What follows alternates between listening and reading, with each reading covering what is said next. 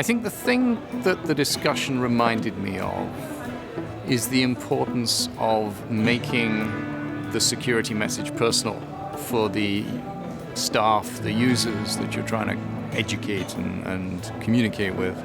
And there are many different takes on that, of course. I think we had an example of taking the awareness into the personal life, the personal use of computers at home, but we also had some real examples of how for retail staff on a shop floor, you've got to paint for them the picture as to how insecurity would negatively impact their job.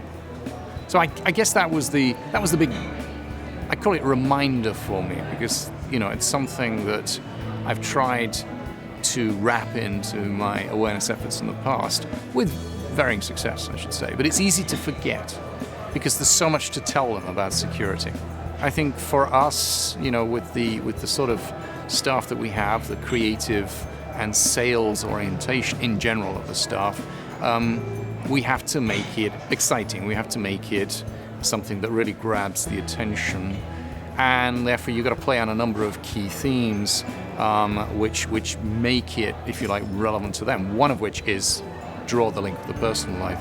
I think our staff are very proud about the products that they design, they manufacture, and they sell, and so we try and link it to the product.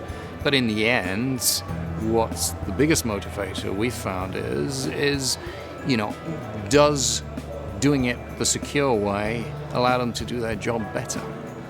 And if we're talking about handling some of our really VIP customers who have an expectation of trustworthiness, if you like, and confidentiality, then we can tell them ways to do it with an air of trust and confidentiality, whether it's taking the customer through the sales process on an iPad in the boutique.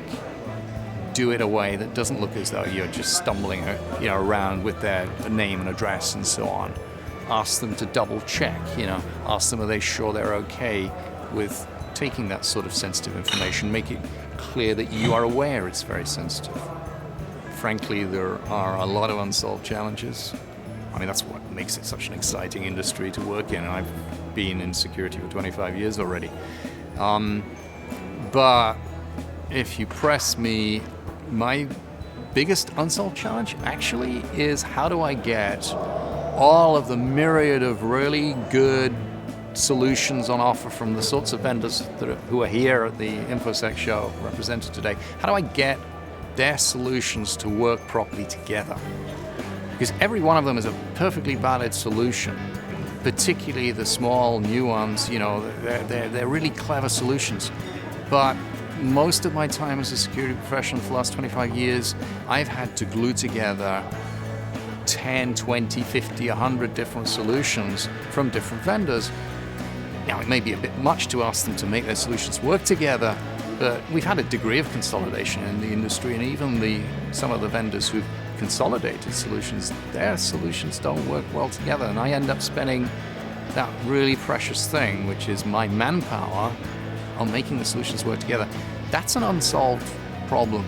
And there is a solution, and I call it architecture, and yet architecture's got a sort of rather a mixed reputation, shall we say. But for me, architecture is just a picture of how everything fits together, and if we could somehow as an industry agree on some basic architectures, both the buy side and the sell side, the vendors included, then we stand a chance of making some progress on that problem.